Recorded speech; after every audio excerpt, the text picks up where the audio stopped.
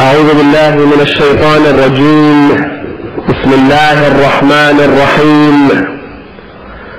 الحمد لله رب العالمين، والصلاة والسلام على أشرف الأنبياء وسيد المرسلين وحبيب إله العالمين أبي القاسم محمد.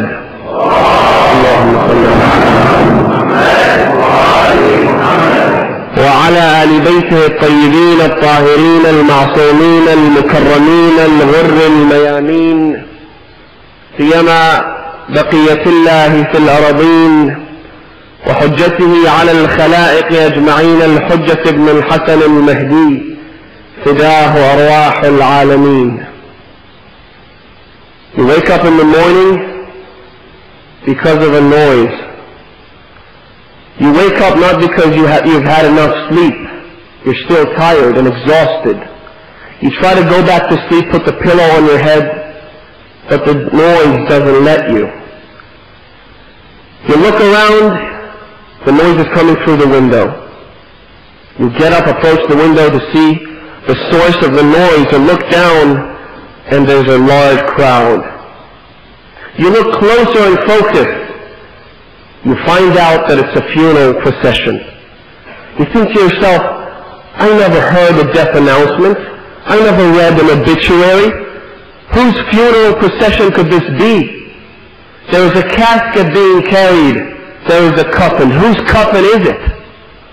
Curiosity takes you down. You go down, join the masses. You look around, most of the people are your friends, your relatives. Why didn't they tell me about the death of this person? Must be a friend, must be an acquaintance. You ask the first person you find, who is this? But they don't give you a response. You ask the next person, they're too preoccupied and too sad to give you a response. You walk towards the casket and the coffin. You go and ask the people actually carrying the coffin about the dead person, about the deceased, and again, you don't get a response. You decide to follow the coffin. You go until they reach the cemetery.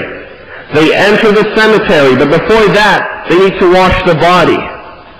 There's a slight delay at the door.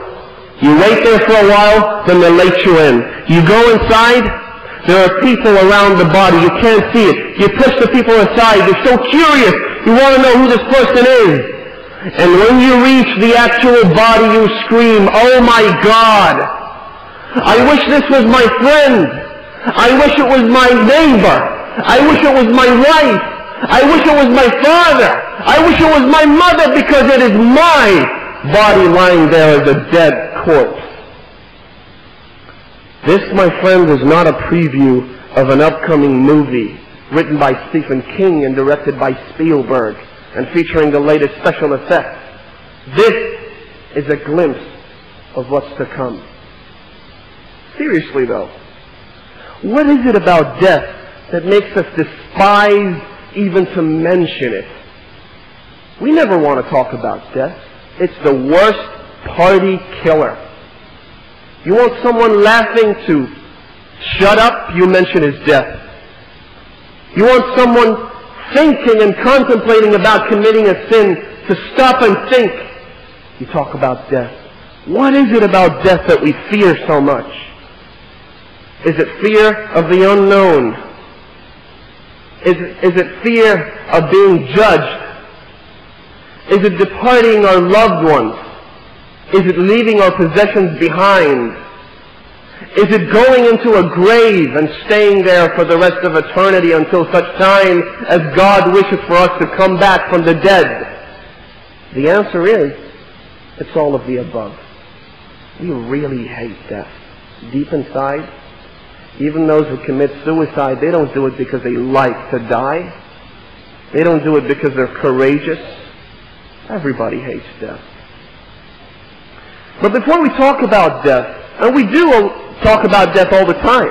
I mean, you might tell me that, it's true, we don't want to talk about death, but there is so much discussion going on about death. Every day, all you have to do is turn on the TV, watch the news, and you'll hear about people dying every single day. We hear about natural disasters. We hear about floods, earthquakes, wars. We hear about famine, all sorts of ways through which people die, and we hear about them.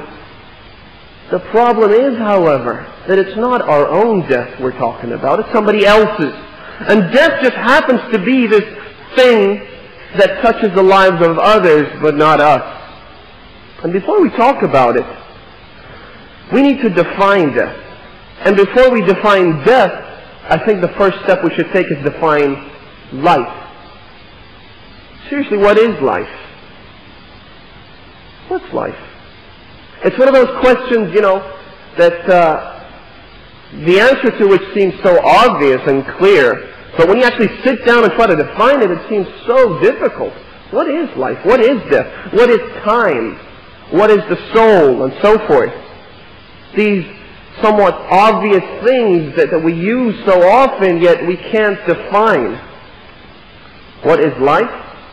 Well, I guess for a student, the first source to look for information about that and conduct some research is to go back to, say Encyclopedia Britannica. You open Encyclopedia Britannica, trying to look for the meaning of life, the definition of the word life, and what do you find? You find E.B. defining life as the ability for a being to possess signs of life, such as growth, reproduction, consumption of natural resources. Well, what a surprise. Encyclopedia Britannica has committed yet another big mistake. Of course, there are so many others, including what they have said about Lady Fatima az-Zahra, peace and blessings be upon her, and that she used to have a lot of problems with her husband, the commander of the faithful, Imam Ali alayhi salam. If you don't believe me, go look up the word Fatima. And they said that her followers, namely the Shia and the followers of Ahl al-Bayt, give her miraculous qualities that she did not have in historical reality. Well, how come nobody says the same thing about Jesus Christ or the Virgin Mary? We as Muslims respect Jesus Christ and the Virgin Mary more than most Christians do. We do believe that they possess miraculous qualities. We do believe that Jesus was born out of a virgin birth. But how come they don't have the same problem with Jesus and the Virgin Mary? How come they're allowed to have their own miraculous qualities, but not Lady Fatima, the master of all women of the world? So that's not the first mistake. Well, again, obviously being an encyclopedia, they can't tell you, I don't know the meaning of life. You're an encyclopedia, you're supposed to have information about everything, even if it's just small bits of information. So when they come to life, they tell you that it's the ability to grow, it's the ability to reproduce, it's the ability to, have those signs. But that's wrong, because those are the signs and the manifestations of life. When a being can grow, reproduce, and consume natural resources, that means it is alive. It doesn't define what life is. Don't you agree with me? Well, I guess E.B.'s editorial staff just have to go back and revise the whole book. So what is life again? Now we're going through a cycle of voids and vacuums. We're trying to define death by defining life, but then we can't even define life, so what do? Just go back to death. So when it comes to defining life, we say it is the ability, again, talking about signs and manifestations, to grow. When it comes to death, we say it is the absence of that ability. Death to most people is the absence of life, but it's not. In fact, the Holy Quran and the traditions of Ahl al-Bayt, headed by the Prophet of Islam, the greatest messenger of all, Prophet Muhammad sallallahu alayhi wa alihi wa sallam, Allahumma salli ala Muhammad wa alihi, tell us that it's a totally different reality. The Quran says, خَلَقَ الْمَوْتَ وَالْحَيَاةِ. He created death and life. And what's interesting to note is that death precedes life in the verse. Does that mean that death was created prior to life? I don't know. The fact is, death is a creation. Because back in the time, let's present an ideological problem here to solve another one. Back in the time where Allah subhanahu wa ta'ala hadn't created anything, when he was there by himself, no time, no space, and according to physicists today, the state of singularity. I'm sure a lot of you have heard of that. Prior to the creation of the universe, prior to the so-called Big Bang, there was a state that is now referred to as the state of singularity. And that was a time when there was no time. And that was a place when there was no place. There was absolutely nothing, a complete void. Allah subhanahu wa ta'ala brought things into existence. He created this vast universe in a time that when scientists and physicists now want to talk about that time, they really can't fit the number of zeros of a fraction of a second in which Allah subhanahu wa ta'ala created the world. In a millionth of a billionth of a trillionth of a fraction of a second, Allah subhanahu wa ta'ala created everything. Now back in that time, if we say that death is the absence of life, before life was created, was there death? If there is no life, how could you say there is death? So, it's a bit complicated, but what I'm trying to illustrate is that death, just as life, are things we can't define. And I challenge the biggest universities, the biggest educational institutes, the biggest countries with their military and educational might to come and define the simple word known to us as life and death. So that's for the definition of it. We did a lot of good work in that, created even more confusion. So what about death? The interesting thing is that no matter what you believe in, if you believe that Buddha is God, and if you believe that Jesus is God, and if you believe that there are 500 gods that control the universe, if you don't even believe in God, if you're a complete atheist, no matter what your belief system is, we all share belief in death. And this is what freaks everyone out. This is why it's so scary, because they all believe in it. You might scare someone with the notion of God. Don't do this because the wrath of God will come upon you. He'll tell you, I don't even believe in God. What are you talking about? Get away from me. But when you talk about death, it's a different story. What they can do is not deny death, because we see death every single day all around us. Haven't you seen people die? If not in life, haven't you seen people dead on the news? Haven't you seen pictures? Haven't you seen the images of destruction brought about by natural disasters that kill thousands and hundreds of thousands of people? One single earthquake in China killed 400,000, 500,000 people. So that's natural disasters. There are countries, so-called Islamic countries, with oppressive rulers. Islamic because of the people living there. They have oppressive rulers that can eradicate 200,000, and this has happened. This is not some fairy tale. 200,000 people die in a matter of 3 weeks. So we've seen death. The problem is believing in it. Do you really believe in death? Islam is a perfect system. It tells you believe in death. But then it provides a solution. It tells you how you can, as an individual, to remember death all the time. And we'll get, inshallah, God willing, to the meaning, to the reasons why Islam says you should remember death. But being a perfect system, Islam provides a solution for every single problem. The Holy Quran contains the solutions to every single problem. And I'm not exaggerating here. I am not exaggerating. Go back to the Holy Quran. Read its verses, and you will find solutions to every problem. And the perfect nature of this religion, having been able to provide these solutions, Islam has given us teachings in every single aspect in our lives. For example, when it comes to the human needs, say sleeping, it gives you teachings on how to sleep, where to sleep, which side to sleep, what time to sleep, how long to sleep. When it comes to going, so negligible and small things that, for example, going to the bathroom, when to go to the bathroom, how to sit in the bathroom, how to stand in the bathroom, what time to do it. When it comes to, for example, conceiving good, believing kids, good children, law-abiding children, the law of Islam, that is, I'm talking about. Islam says don't wait until the time your daughter gets to the age of 8.99 until you start telling her about hijab. Islam says think about that way before, even way before you get married. For example, Islam says that a woman pregnant with a child, it is recommended for her to recite the chapter of Yusuf alayhi salam, Surah Yusuf. Why? Because the child will look better. The child will look more beautiful. Now how does that work?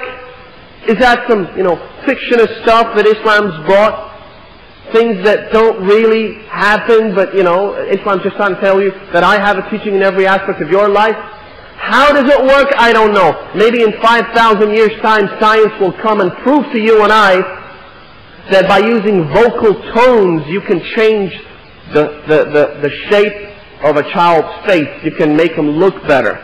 You can affect his soul and subsequently affect his body. How does it work? I don't know. But a lot of you here are manifestations of that. It means the system works because you look good. Now, the fact of the matter is that Islam gives us a solution to every problem.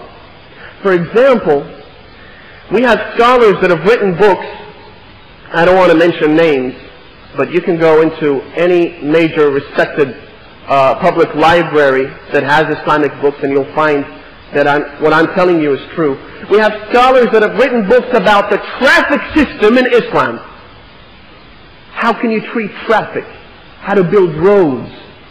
We have scholars that have written books, a whole book, say 500 pages worth, that talk about, for example, cooking in Islam. Teachings about how to cook and what to cook and what's healthy and what's not. We have scholars that have written books about medicine in Islam, so many of those books. But the traffic system, we have scholars that have written books about the environment and the preservation of it in Islam. The teachings Islam gives about the environment, how we're supposed to treat it. Books about the treatment of animals, animal rights, human rights, children's rights, environment's rights, traffic rights. And as a part of that magnificent package, I know a scholar who's written a book about city planning in Islam. The teachings our great religion gives us about how we can go about planning our cities and building our houses. Architectural design in Islam. And he uses not his own thoughts as a Muslim. When I say in Islam, I mean using authentic Islamic sources, the 4 sources of jurisprudence, the Holy Quran, the traditions of Ahlul Bayt, and the 2 others that include the intellect and what all the other scholars believe in, but mainly and primarily the Holy Quran and the traditions. Using verses from the Quran, especially from Surah Al-Kahf, to say how a house should be built. Now go read the chapter. Go read the verses. You'll be surprised. Now in that book, he also illustrates some of the traditions that we have by the infallible Prophet and his immaculate household. That say, for example, when you want to build a city where Muslims live, then the main mosque in the city should be placed outside the city. And the cemeteries should be placed inside the city, right in the center of the city, in the CBD, the Central Business District. Imagine a big cemetery in the CBD, central London or central New York or central downtown LA, for example. SubhanAllah, we've taken this and turned it upside down. The mosques are as close as possible, because if they were just a little too far, then people wouldn't show up. True? This is why we try to build our own schools and mosques and Islamic centers and Husayniyat right next to the main residential areas where Muslims live, because if they were just a little too far, no one would show up. It's a true, sad fact of life. And what about the cemeteries? They're right outside. Why? Because we don't want to think about death. Go back to the main point. We don't want to talk about death. Whether you want to admit it or not, death is something that really freaks us out. Thinking about the final station, thinking about the final so-called resting place, the place we'll all end up going to. This is why we don't treat it as a reality. The commander of the faithful, the master of believers, Imam Ali, peace and blessings be upon him, says that God has not created a reality that looks so much like a falsehood as death. Death is a reality. And as I said, you might not even believe in God, but you believe in death. The problem is that we treat it like a falsehood. We treat it like a fairy tale. We treat it like something that doesn't even exist.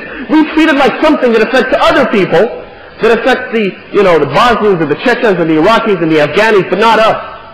We're all safe here, thank God. We live in the civilized world, in the upper world. We're never going to die. We're never going to die. Then why are cemeteries being filled? Why is it that now there's a problem, as I was told by a friend, there is a problem, a major problem in finding graves for us as Muslims. Muslims don't have enough graves anymore. Not enough space to dig up and create a pit and throw the bodies in there. Why are people dying? So why do you remember death? Because the Prophet says, whenever you feel the urge, and I want you to focus on this, whenever you, as a human being, you have desires, you have temptations. We're not going to lie here and say that a Muslim doesn't have desires or temptations, that you're supposed to be holy and have a halo around your head and walk around like an angel. We all have desires and temptations as normal human beings. You see a man, for example, walking in the street, he sees a woman that's not dressed up properly, he looks. That doesn't mean he's an animal, it means he's alive. It means he has desires and temptations. What Islam does is that it tells you need to restrict those desires and temptations. You need to divert them into the right path. There's no way you can get rid of them. We have a desire to eat. Even if you did believe in evolution, I don't think that even, say, 5 million years down the road, humans would be able to abstain from food completely.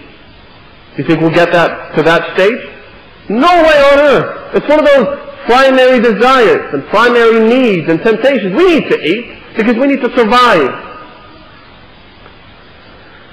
Now the Prophet says, whenever you feel the urge to commit a sin, whenever something comes up and you feel, now's the time I can do it, go for it.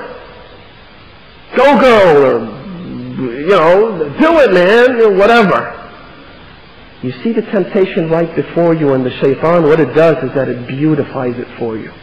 It looks good. All of a sudden, you by yourself sitting in this holy place, listening to a religious speech, having scholars around you, you would never even consider the possibility of committing that sin. But when you're by yourself, and the temptation comes, and the sin is right there in front of you, you can commit it, whatever that may be.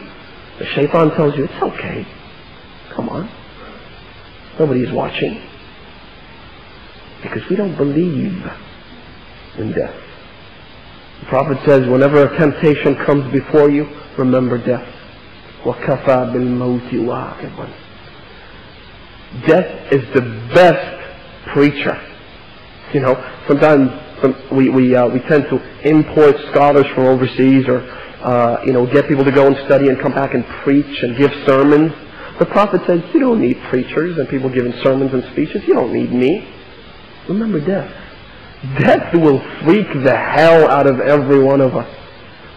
Because even if we didn't believe in the hereafter, and inshallah in the subsequent nights we'll be talking about that, even if you didn't believe in that, you'll think, this is all going to end one day.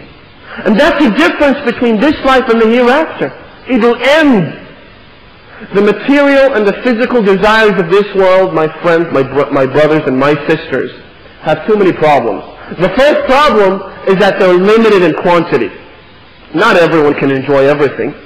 Even if you're one of those daredevils that wants to enjoy every single second of his life, you can't enjoy every single desire, every single thing out there. You can't. It's limited.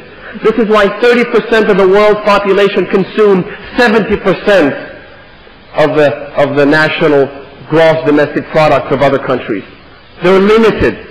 The second thing is that they end with satiety and fatigue. You know, you can enjoy something, but only to a certain extent and to a certain limit. For example, you're so hungry you can eat a cow, you tell your friends. Alright? And they bring you the food in front of you. You will eat the food like there is no tomorrow, but after a few bites you're fed up. You reach satiety, it's over. So where's all the pleasure? Where's the pleasure? It's gone. And not only that, you get tired. You know, you might be enjoying something, but at the end, you get sick and tired of it. That's enough, bro. You know? And that cow you're supposed to eat, you see it in front of you, you just had a few bites, and once you reach that state of satiety and being fed up, you tell your friends, take it up and take it to the kitchen, man. I can't even see this anymore. You feel sort of awkward, you know, even looking at it, because you're fed up. It's too late. It's gone. If you don't believe in God, you believe in death. And if you believe in death, you know that this will all end. This will end. At the last second of your life, just before you die. You know? Or ask yourself now, forget that last second. Right now. Remember the beautiful dinner you had 2 years ago? If any? I'm sure you've all had beautiful dinners, you know, with candles and everything. At a restaurant or a dinner that you had after feeling so hungry, you know, remember that? Okay, do you feel any pleasure left over, you know, between your teeth? No, you don't.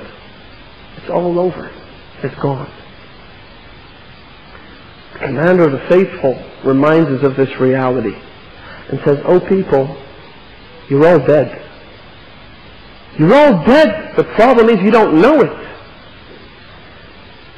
He says every single person is dead. You know, you've all watched The Matrix. Not that everything in there in the movie was true, but the fact is we might be in this world, and we are in a world where we think, you know, we're living it up and everything, yet it is only after we die that we realize this was all a hoax. This was all just a dream. This was nothing but a good or a bad dream. Whether it was good or bad, it doesn't make a difference, because once it's over, it's over. The good is gone and the bad is gone. The commander of the faithful says, he illustrates this reality and he says, الناس نيام فإذا ماتوا انتبهوا. People are asleep. When they die, that's when they wake up. Let me give you an example to illustrate this. You know, you set an alarm clock. You have a really important meeting in the morning. You can't miss it. You know, for example, you're going to propose to your wife, or you know, going to a job interview, or going to your school as the first day, or whatever it is. It's really important. You can't miss it in the whole world. So what happens is you set an alarm clock. You put it right next to your head, and you set the volume as high as you can, because you don't want to miss this one. Okay? And even though you know you won't really be sleeping through the night anyway, because you're so nervous, but you set the alarm clock. You go to sleep. For some reason, you don't wake up. When you wake up 2 hours after the commencement of the meeting, what do? You scream in fright. I've missed my meeting. Well, you know, my brothers and my good sisters, with life and death, the commander of the faithful says that when you die, when the alarm starts ringing, when that happens, you wake up, okay? And you've missed not your appointment, you've missed not your proposal, you've missed not your school, you've missed your life. Your life's gone. You wake up and it's too damn late. There's nothing you can do about that. What are you going to do? Cry? Weep like a baby? Beg for mercy? Whatever you do, it's too late. And this is why we've been told, use the little time you have in this world. How much time do we have? Considering the life of this planet being 6 billion years, and another 6 billion years that it's expected to have, our lives are nothing, zilch, zero. The Prophet says that the average lifespan of my nation, my followers, is between 60 to 70. That's sort of the average. 60 to 70. No, actually make it 160. Make it 560. Make it 2,000 years. If it ends, it ends. It'll be all over. And whatever pleasures you have, they'll end even before you die. As I said, you reach a level of satiety. You feel fed up. The difference between this world and the hereafter, my friends, is like when a baby comes out of his mother's womb. A fetus comes out. The huge difference between his mother's womb and this world is just a small example, a small parable of how we can talk about this world and the hereafter. Death is nothing. Death is simply a gateway into the hereafter, a gateway into the next world. Now when you remember that all the time, first of all, you won't commit sins anymore. You'll think, I'll die, so why commit sins? It's not worth it. Because the next world will be an eternal one. It'll be an eternal one. Even if you didn't believe in heaven and in hell, in paradise and in punishment, even if you didn't believe in that as an atheist, for example, not that you are, but even if you didn't, then it would have been worth at least giving yourself the chance and thinking about the remote possibility of there being something at the end of the tunnel, being another world on the other side. Isn't it worth giving it a simple thought and thinking, well, it's possible, isn't it? Maybe we've had 124,000 prophets. Each one of them has had 12 successors. Do the math, and it's something like 6 million between prophets and successors to prophets. They've all been telling us one thing: you will die. Isn't it worth just giving it a little bit of thought? I'll die. True, I might be 26 now, and I'm at the peak of my power and strength, and I probably have another 40 years to live. But the 40 years will come and go. Don't you remember the first day you went to school? How long has it been since then? What's going to happen next? And it's just not worth it. The commander of the faithful, Imam Ali, peace and blessings be upon him, he's standing with a group of friends, and some people come and start digging up a hole, a grave. He looks at the grave, points towards it, and says, for something where this is the end, it's just not worth living it up at the beginning. If this is the end of everybody's life, is it worth it? Seriously, has any of you seen the inside of a grave? Anybody? Some of you have. And those of you who haven't, please, go to the cemetery once. You don't need to know someone there, just go to the cemetery. Wait for someone to come to bury a body, and wait for them to dig up the hole and look inside. I swear to God, every single desire you've had on your mind will vanish. And keep that image in your mind. This will be the end. Imam Ali says, مَا كَانَ هَذَا آخِرُهُ كَانَ حَقِيقًا أَنْ يُزْهَدَ فِي أَوَّلِهِ. This is the end of everybody's life. It's just not worth living it up at the beginning. Live it up to the extent and to the limits given to you, defined to you by Islam. Have fun. It's not like God subhanahu wa ta'ala wants you to live a bad life, a difficult life. It's never like that. Some people say that Islam restricts you. Islam tells you this is haram, that's haram, you can't do this, that's not permissible. That's not the case. This is why Islam in the Holy Quran, Allah subhanahu wa ta'ala says on the tongue of the Holy Prophet, says, تَعَالَوْا أَتْلُ عَلَيْكُمْ مَا حَرَّمَ اللَّهِ. Come, so I will tell you what has been made prohibited. In other words, everything's halal except for these little things. There's a short list of what's haram. Everything else is halal. For example, some people say, why is it that alcohol is prohibited in Islam? Why is it forbidden? Come on, you should know better. Let me tell you what's haram in Islam. Out of the drinks, the things we drink, what is haram? Alright, count with me. There's alcohol, there's blood, there's urine, and there is semen. Look at the group. Seriously. Doesn't that make you feel disgusted? Semen, blood, alcohol, and urine, come on. And we're being restricted by Islam? God wants you to live a good life, my friends. Everything else is halal. Let's come to the food side. What's haram? Okay, there is pork, there is dog meat, there is feces. Okay, again, look at the group, and that's it. Is there anything else? Did I leave anything out? SubhanAllah. That's Islam. Islam says, I want you to live a good life. Don't consume these things, consume everything else there is. Because everything good has been made allowed for you. Live it up. You want to have fun, that's fine. You think the Imams never had any fun? The Imams never had any food to eat, they never had any drink, they never got married, they never traveled. Yes, they did. Muslims have fun too. Why is it we get the wrong image that these people are freaks? You know, they're weirdos, that everything is haram for them. It's not that way. Only the bad things are haram. What we need to do is convince everyone else and prove to them that the things that are made prohibited in Islam and forbidden, they are bad.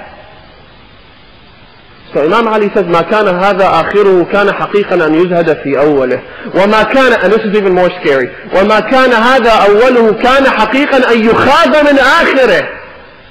If this is the beginning of another life, you should really be afraid of what's after that.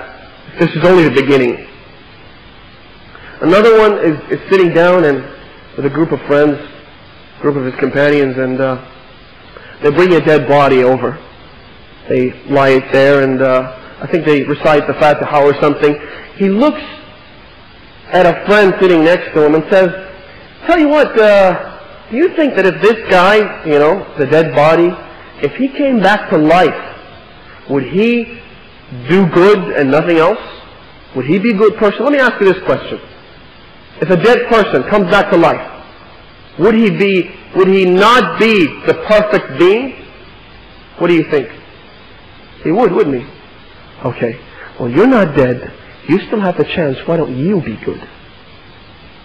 Because it's too late for the guy. He's either in a pit of hellfire, وَالْعَيَاذُ بِاللَّهِ, or in a garden of paradise. But it's not too late for you. It's not too late for you to pray and worship. Seriously, how much time does prayer take from one of us?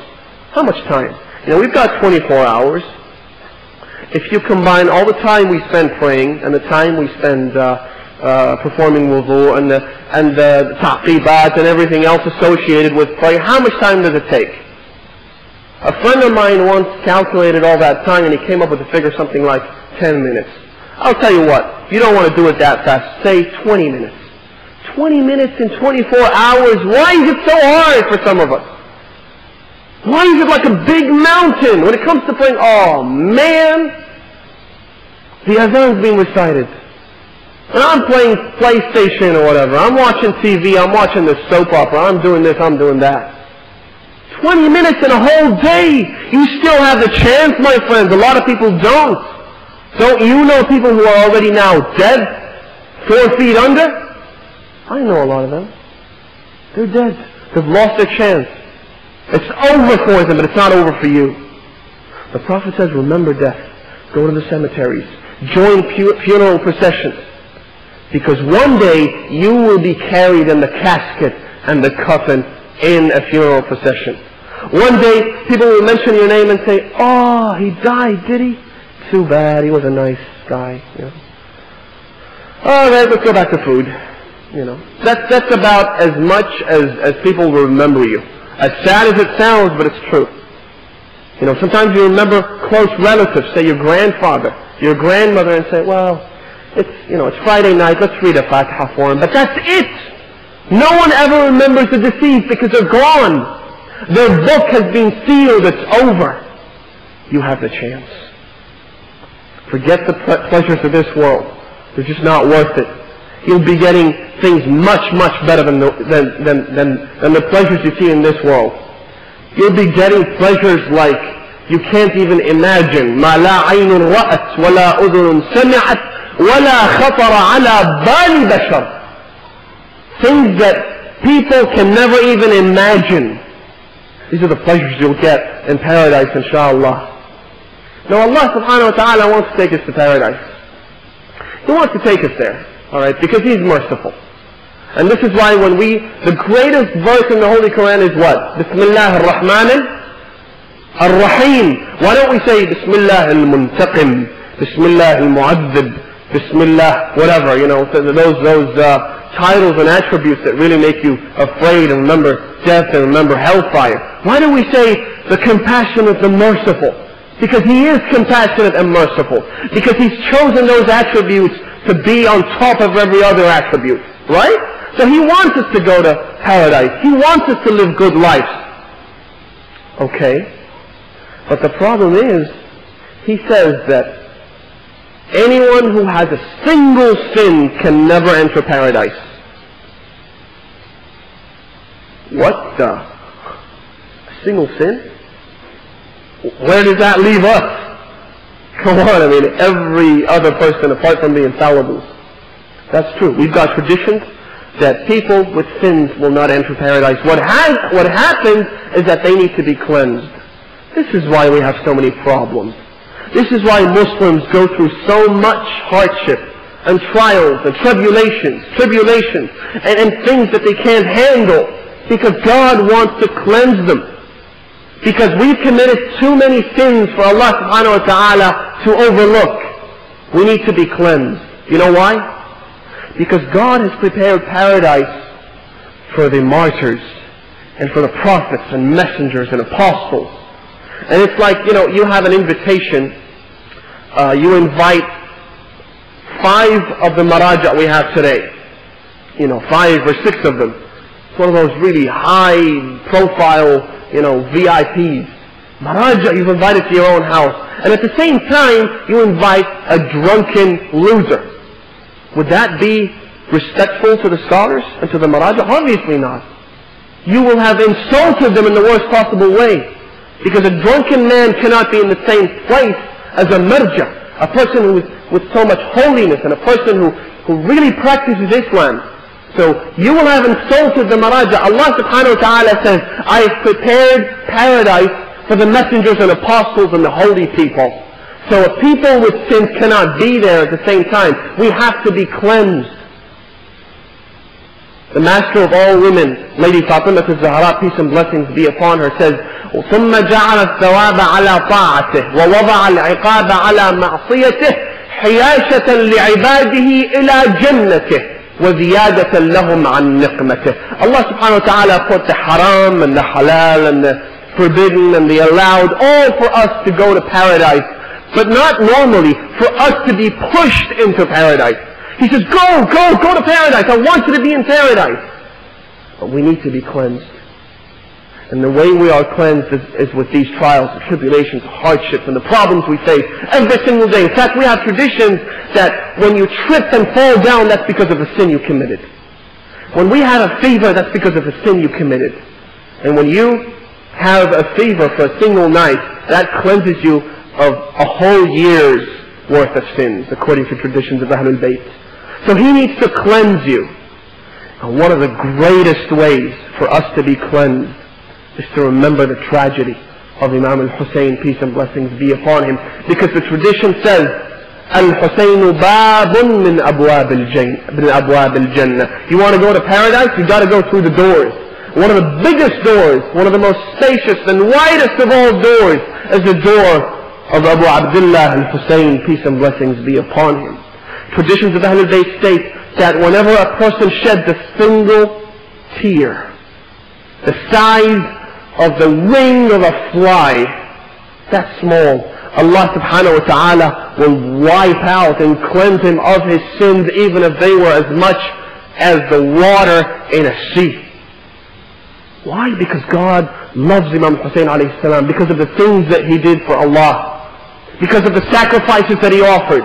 A single tear will cleanse you of all your sins. And when you cry, remember Imam Hussein. Remember that this is the person you should take as your role model. This is the person you should follow in your life. And this will be the person who will take your hand and lead you into paradise. This is why Ahlul Bayt used to cry all the time. They used to cry. And we cry, my friends, not because of the reward we are promised. We cry because we feel for him. We cry because we remember the way he was butchered. We cry because we remember the atrocities committed against Imam al-Hussein. The most beloved of God's creation at that time was Imam al-Hussein alayhi salam.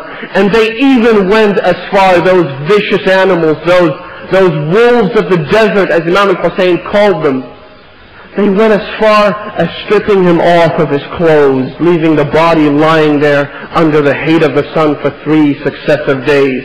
They even went as far, I swear to God, there are tragedies that occurred in Karbala that I am not allowed to relate to you. They even went as far as cutting his finger because the damned cursed man wanted to take the ring, but he didn't have the time to pull it out, so he cut Imam Hussein's finger and left.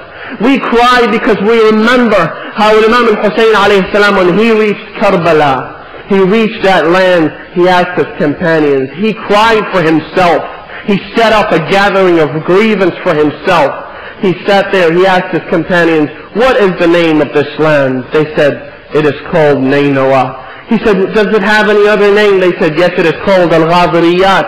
He said, does it have any other name in history? They said, it is called Karbala. And that is when he started crying. He said, Allahumma inna na'udhu bika min al-karbi wal-bala. And then he said, put down all the loads, set up the camp, and put all the tents, because this will be the place where our blood will be shed.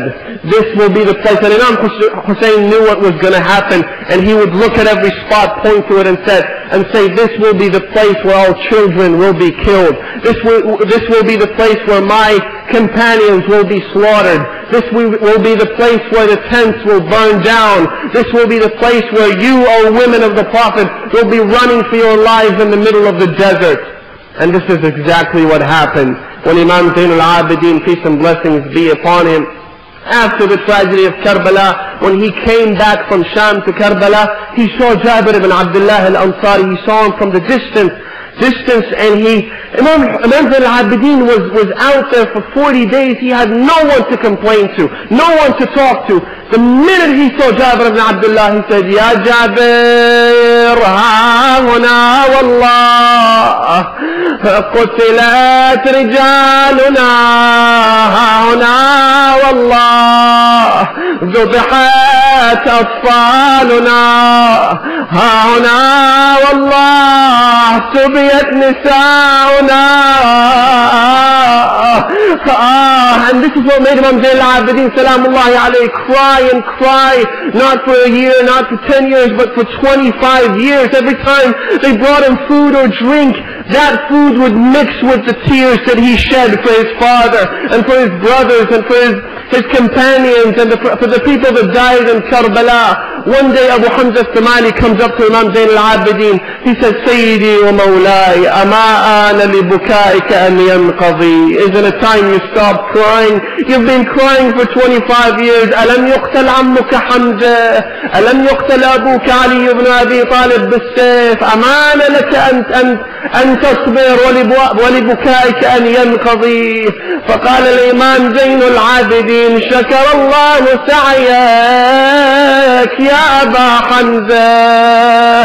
Thank you for your concern. I understand what you're saying. أبو حمزة الثمالي قال الإمام سلام الله عليه, أليس الموت لكم عادة وكرامتكم من الله الشهادة. It is an honor for you to die, and it's God's reward for you to be martyred. Why don't you stop crying? Imam Zain al-Abidin قال له, شكر الله سعيك, نعم الموت لنا عادة وكرامتنا من الله الشهادة, لكن هل سمعت بأذنك أو رأيت بعينك سبي النساء, وإني كلما أنظر إلى عماتي أتذكر حينما كنا يهربن من خيمة إلى خيمة ومن خباء إلى خبايا.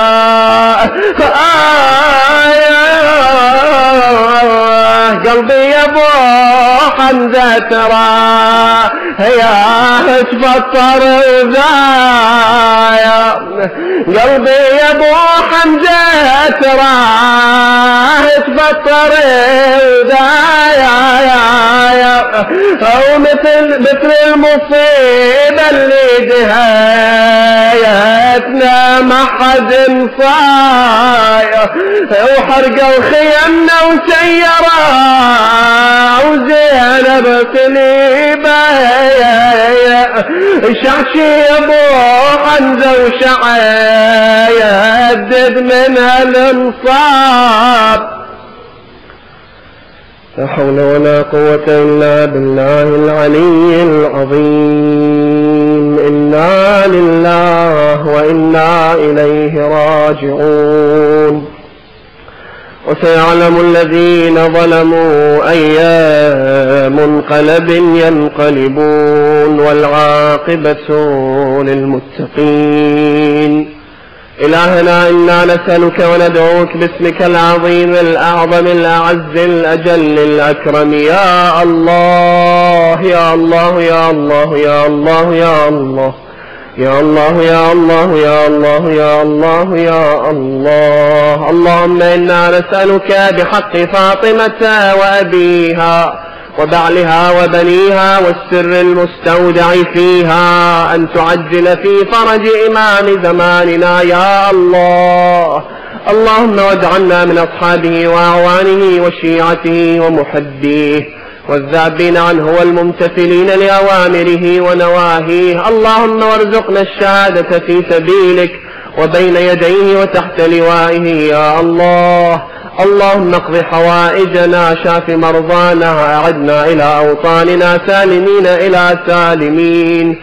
اللهم وأيد وسدد علماءنا العاملين خاصة سماحة آية الله العظمى السيد علي السيستاني. اللهم وفقه ووفق باقي مراجعنا وعلماءنا لكل ما تحب وترضى يا الله. اللهم وارحم أمواتنا وإلى أرواحهم نهدي ثواب سورة الفاتحة مع الصلوات.